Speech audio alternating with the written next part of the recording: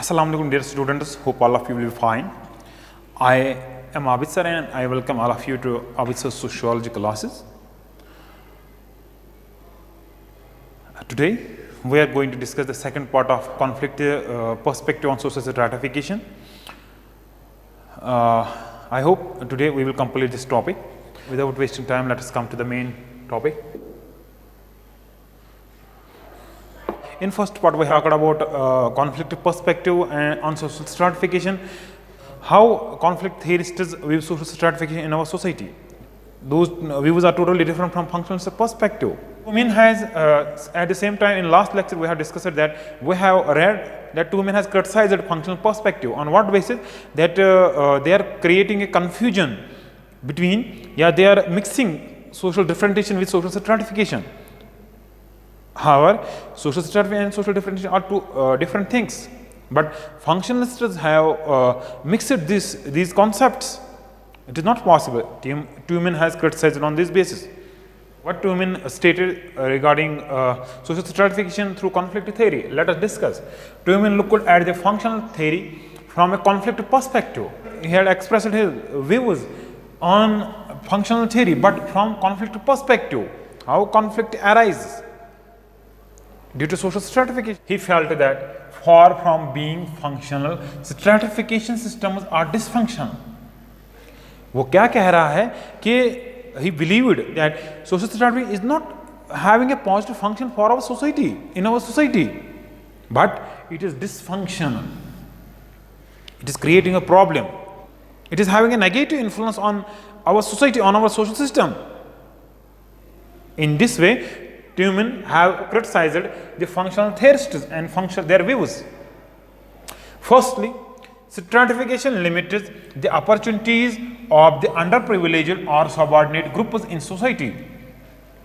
This is most important. 3-4 points के जरिए हम कॉन्फ्लिक्ट थेरिस्ट जो है उनके व्यूज बताएंगे रिगार्डिंग सोशल स्ट्रैटिफिकेशन. वो कैसे व्यू करते हैं, how what are their views regarding social stratification. First, सबसे पहले हम क्या कह सकते हैं, social stratification limited the opportunities of the underprivileged और subordinate groups in society. This is correct. ठीक है, सोशल स्ट्रैटिफिकेशन लिमिटेड कम कर लेना या अपॉर्चुनिटीज, किनको, opportunities of the under privileged and subordinate groups in society.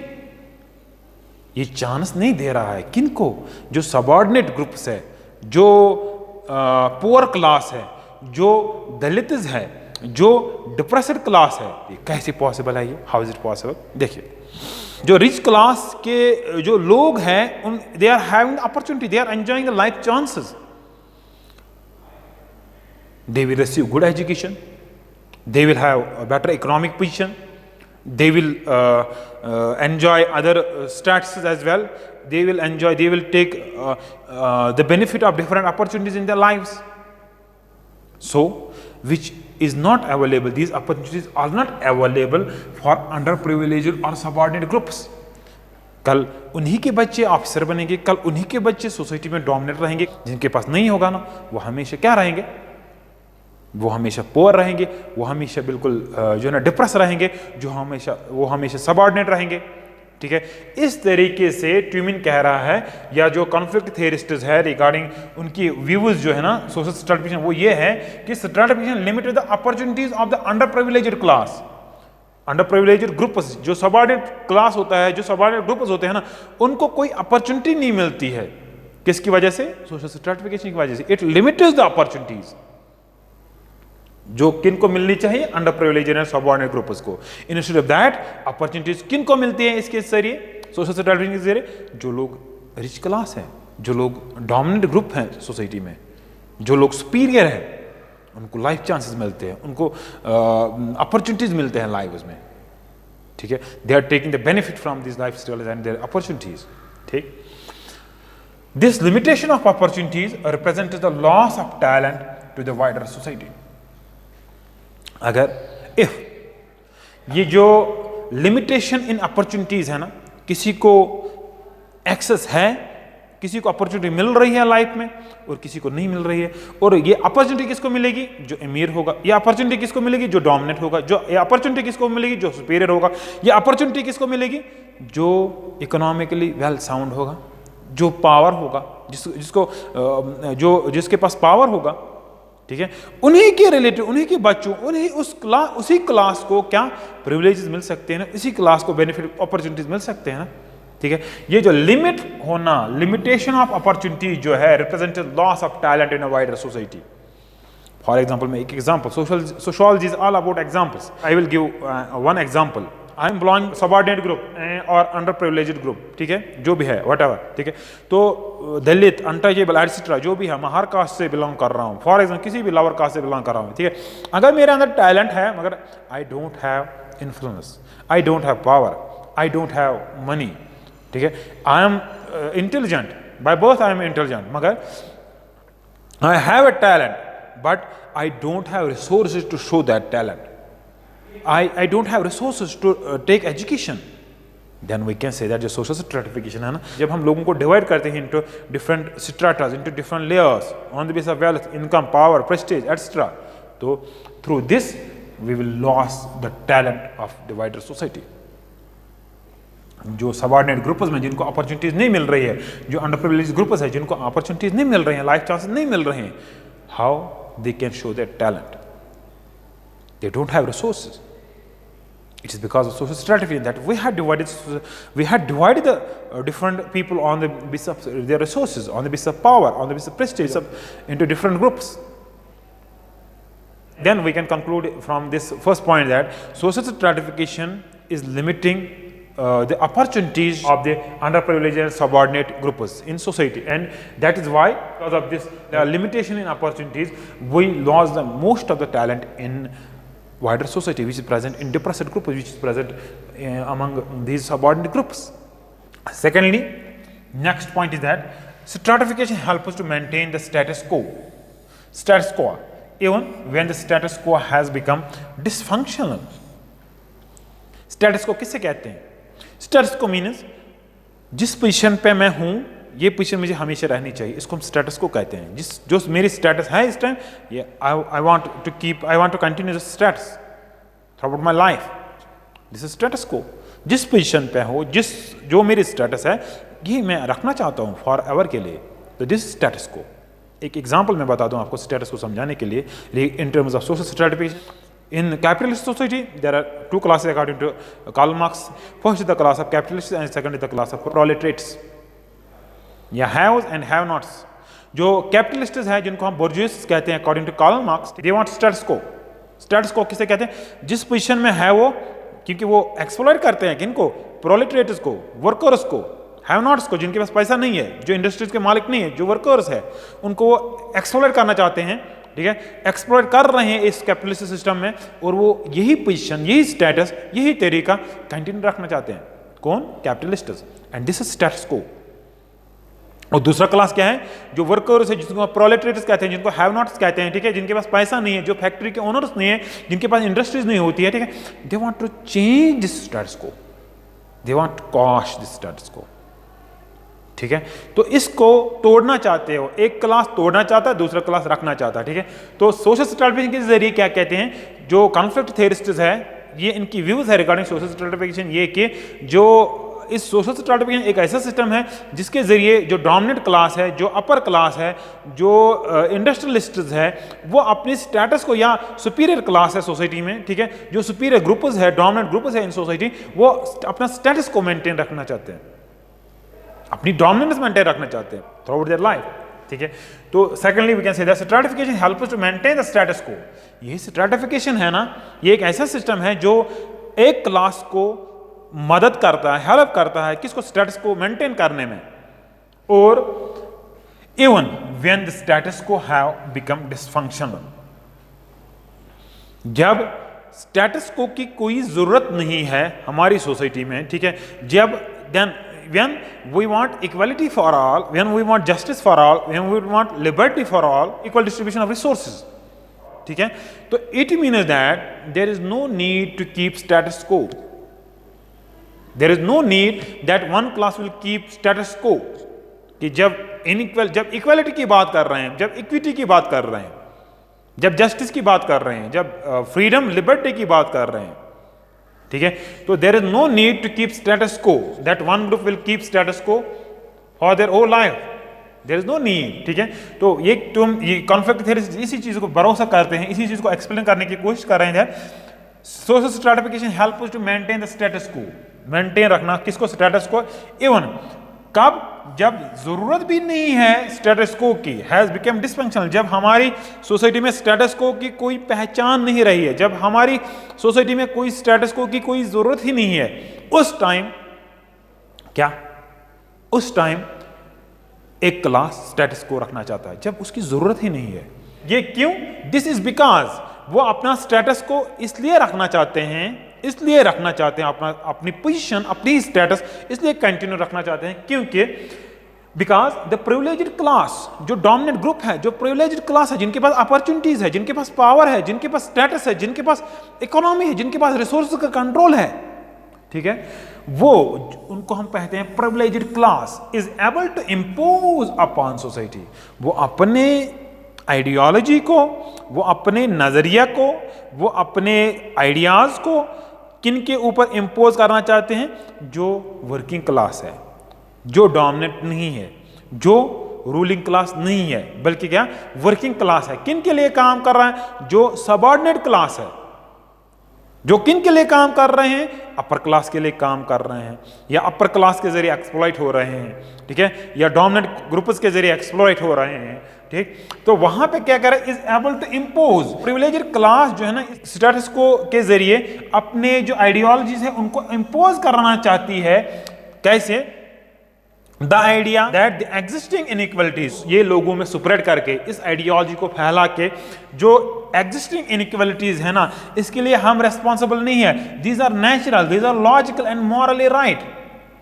This is most important point in this lecture, ठीक है। Conflict theorist क्या कहते हैं? कॉन्फ्लिक्ट थ्योरिस्ट कहते हैं कि जो डोमिनेंट ग्रुप्स होते हैं, जो डोमिनेंट क्लास है, जो अपर क्लास है, जो रूलिंग क्लास है, जो जिनको हम एलिट्स कहते हैं, ठीक है, जो इंडस्ट्रियलिस्ट्स है, जिनको हम कैपिटलिस्ट कहते हैं, ठीक है, जिनको सोसाइटी में प्रिविलेज्ड क्लास माना जाता है, ठीक है, वो अपने नजरिए को, अपनी आइडियोलॉजी को इंपोज करते हैं सोसाइटी में, मगर किस आइडिया के जरिए? वो ये समझ के, ये लोगों को मैं स्प्रेड करके, दैट एग्जिस्टिंग इनइक्वालिटी, जो लोगों में अभी एग्जिस्टिंग इनइक्वालिटीज है, दीज आर नेचुरल। जो लोग हैं ना बटे हुए हैं, upper class, middle class and lower class, on the basis of wealth, on the basis of power, on the basis of Prestige, on the basis of status, ठीक है। तो इसमें लोग बटे हुए हैं, मगर ये जो हायरार्की है ना, ये जो सिस्टम है ना, ये जो स्ट्रेटास बने हुए हैं ना, These are natural। ये कौन कह रहे हैं? डोमिनेंट क्लास अपनी आइडियोलॉजी के जरिए स्प्रेड करना चाहती है इस चीज को, ठीक है। These are natural, हम उसके लिए रेस्पॉन्सिबल नहीं है, बल्कि कौन, ठीक है, nature is responsible. These are logical। अगर जो डोमिनेंट ग्रुप्स है, अगर वो रूल कर रहे हैं, अगर वो बिल्कुल जो प्रिविलेज्ड क्लास है, अगर वो रूल कर रहे हैं अंडर प्रिविलेज्ड क्लास पे या सबऑर्डिनेट ग्रुप्स के हैं, ठीक है, इट इज लॉजिकल। इसके पीछे लॉजिक है, क्योंकि हम इसके लायक हैं। हमारे पास इंडस्ट्रीज है, हमारे पास फैक्ट्रीज है, मगर ये नहीं सोचते हैं कि वो फैक्ट्रीज और इंडस्ट्रीज किन का खून है, किन का ब्लड सक करके वो बनाए गए हैं, इनको एस्टेब्लिश किया गया है। मॉरली राइट, ठीक है। ये जो डोमिनेंट क्लास और प्रिविलेज्ड क्लास है ना, ये कह रहे हैं, इस चीज पे बिलीव कर रहे हैं कि, या इस चीज को स्प्रेड करना चाहते हैं, ये चीज कि आपको जो लग रहा है ना मॉरली रॉन्ग, ठीक है, वो हमारे लिए मॉरली राइट है। जो एक्सप्लॉइटेशन है, this is must in society. ये जो डिवीजन है upper class and lower class है ना, this is must, this is morally right, this not wrong, ठीक है। इस तरीके से अपनी आइडियोलॉजी को वो स्प्रेड करना चाहते हैं। इक्वालिटीज है सोसाइटी में, जो एग्जिस्टिंग इनइक्वालिटीज है, these are natural, these are logical and morally right. जो लोगों को लग रहे हैं morally wrong, these are right, these are morally right, no doubt, ठीक है। कैपिटलिस्ट के लिए, जो अमीर क्लास है, उनके लिए मॉरली राइट है, मगर जो एक्सप्लॉइट हो रहे हैं, जिनको एलिनेशन, जो एलिनेशन का शिकार हो रहे हैं ना, उनके लिए मॉरली राइट कहां है? थर्डली, इसके बाद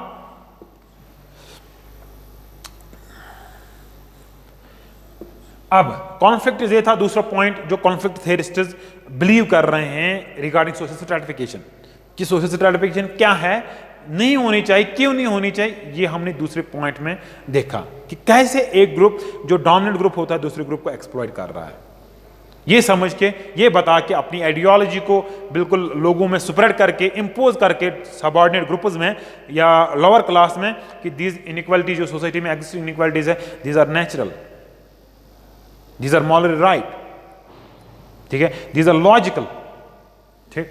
next third point is that because stratification system distribute rewards unjustly they encourage the less privileged, याद रखना this is important, they encourage the less privileged to become hostile, suspicious। जब हम functional theory पढ़ते हैं on social stratification, हम कहते हैं कि सोसाइटी में जो है ना अनइक्वल डिस्ट्रीब्यूशन ऑफ रिवार्ड्स होना चाहिए। अगर आपको सोसाइटी को आगे चलाना है, there must be unequal distribution of rewards. मगर कॉन्फ्लिक्ट थ्योरी इस चीज पे भरोसा नहीं करते हैं, they are not believing on this thing, ठीक है। What they say, there must be equal distribution of rewards. क्यों, वाई?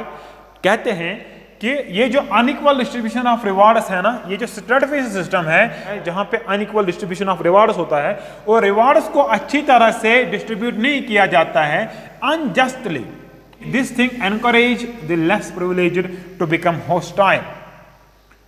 इसी के जरिए जब सोसाइटी एक इंसान को रिवार्ड देती है और दूसरे इंसान को रिवार्ड नहीं देते, थोड़े से काम पे एक इंसान को रिवार्ड मिलता है और दूसरे को इंसान को नहीं मिलता है, इस बुनियाद पे ये जो अनइक्वल जो रिवार्ड दे रहे हैं हम किन को, कुछ लोगों को सोसाइटी में, ठीक है, ये बनाते हैं जो ये लेस प्रिविलेज्ड ग्रुप जो है उनको दुश्मन बना लेती है। किनका?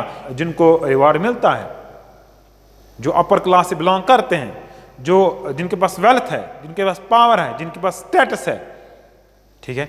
तो जाहिर सी बात है अगर इनके पास भी बिल्कुल ऑप्शन अपॉर्चुनिटीज होते हैं तो लेस प्रिविलेज्ड में भी बहुत सारे टैलेंट ऐसे हैं जो जिनको रिवार्ड मिलता है। ये जो सिस्टम है स्ट्रैटिफिकेशन सिस्टम जो रिवार्ड्स को अनजस्टली डिवाइड करता है, ठीक है, एलोकेट करता है, ठीक है, दे एनकरेज, ये चीज जो है ना, this system encourage the less privileged to become hostile, suspicious and distrustful. ये मजबूर कर देती है लेस प्रिविलेज्ड या लोअर क्लास को दुश्मन बनने के लिए। किनका? जो प्रिविलेज्ड क्लास है, जो अपर क्लास है, वो ये सोचते हैं कि हमको ये चीज़ें क्यों नहीं मिलती हैं जो उनको मिलते हैं। हम भी तो ह्यूमन बीइंग है, हमारे पास बस फर्क ये है कि इनके पास अपॉर्चुनिटीज है, हमारे पास अपॉर्चुनिटीज नहीं है। We are lacking the opportunities, मगर it doesn't mean that we don't have talent. We have talent but due to lack of resources we can't show, we can't express our talent. यही चीज इनको, ये जो unequal distribution of rewards है ना, यही एक इंसान को, एक क्लास को दूसरे क्लास के साथ दुश्मनी करा लेती है, ठीक है, सस्पिशियस, डाउटफुल बना लेता है, और डिस्ट्रस्टफुल, बिल्कुल एक दूसरे के ऊपर फिर भरोसा नहीं करते हैं ये, ठीक है।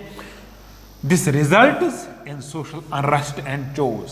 सोसाइटी में जो बैलेंस है ना वो खत्म कर देते हैं ये चीज। जब सोसाइटी में डिस्ट्रस्टफुल, शक व शुबा होगा, सस्पिशियस, डाउट होगा और दुश्मनी होगी, जाहिर सी बात है सोसाइटी में कहाँ, how we can expect integration, how we can expect social stability in the social system in our society, how is it possible, ठीक है। Result is this, then it resulted in social unrest and chores. This is right, ठीक है। It creates problem for the society. Whenever there is hostility, or conflict is continuously conflict is, या doubtful situation or distrustful, या trust deficit in the society, it will prove dysfunctional for the society. It will create problems in maintaining social order. It will destabilize our society. It will destabilize our social order. It will lead to unrest and chores. According to Marx, development of material production forms the basis of progress. No doubt. अब देखते हैं, let us discuss कि how Marx expresses his views on social stratification. Actually, Marx was a conflict theorist. ठीक है, he expressed his views by saying that development of material production forms the basis of progress.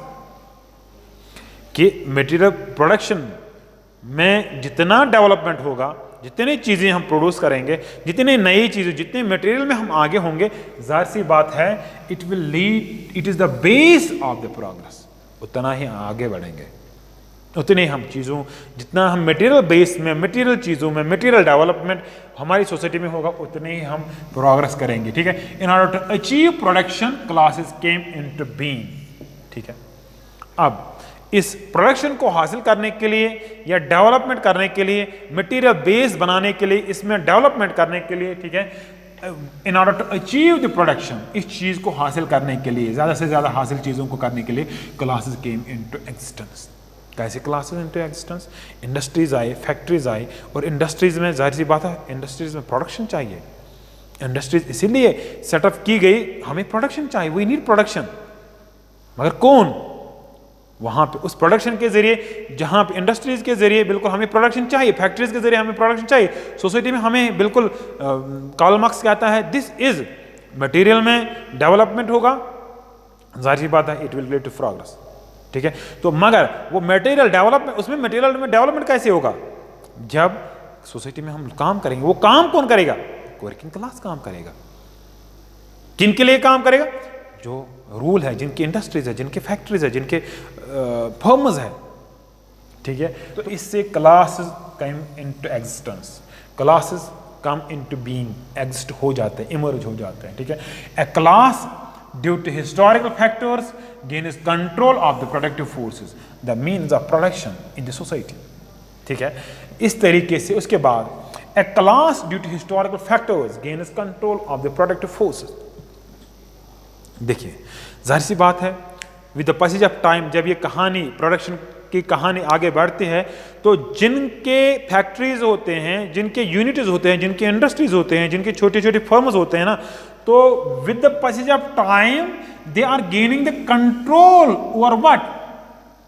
Over productive forces, the means of production। means of production किसे कहते हैं? जिसके जरिए हम कुछ कमा सकते हैं, उसको हम means of production कहते हैं। चाहे वो इंडस्ट्री हो, चाहे वो फैक्ट्री हो, चाहे वो लैंड हो, जो भी है, जहां पे हम कुछ प्रोड्यूस कर सकें। अकॉर्डिंग टू मार्क्स, दो क्लास इमर्ज होते हैं वहां पे। एक क्लास वो जिनके प्रोडक्ट्स होते हैं, और एक क्लास वो जो उन प्रोडक्ट्स को बनाते हैं। एक क्लास वो जिनके इंडस्ट्रीज और फैक्ट्रीज होते हैं, जहाँ पे एक क्लास, दूसरा क्लास काम करता है, और दूसरा क्लास वो जो काम करते हैं किनके इंडस्ट्रीज और फैक्ट्रीज में, जो ओनर्स होते हैं। ठीक है, मगर धीरे धीरे with the passage of time, it has been according to Marx, it has been seen that with the passage of time history आगे बढ़ती जा रही है। ठीक है, तो जो एक क्लास है ना, that is gaining the control of the productive forces, जिनको मीन्स ऑफ प्रोडक्शन कहते हैं in society. The other than becomes subservient। ठीक है, the another becomes submissive, the another becomes working class, the another becomes subordinate to the class। ठीक है, and this leads to antagonistic relations among classes। ठीक है, जब एक class products को control कर रहा है, जब एक क्लास मीन्स ऑफ प्रोडक्शन को कंट्रोल करने लगता है, चाहे वो इंडस्ट्रीज हो, चाहे वो फैक्ट्रीज हो, चाहे वो लैंड हो, ठीक है, वो दूसरा class at the same time the other than becomes subordinate class. दूसरा क्लास क्या बनता है? सबऑर्डिनेट, सबसर्वेंट। ठीक है, जो किनके लिए काम करता है? इन्हीं के लिए जो प्रोडक्ट, जिनके ऊपर, जिन्होंने प्रोडक्ट्स के ऊपर अपना कंट्रोल कायम किया। ठीक है, and this leads to antagonistic relations. इसी के जरिए, इसी बेस पे यहाँ पे दुश्मनी हो रही है फिर दो क्लासेस के जरिए। इसी बेस पे फिर दुश्मनी होती है दो क्लासेस के बीच।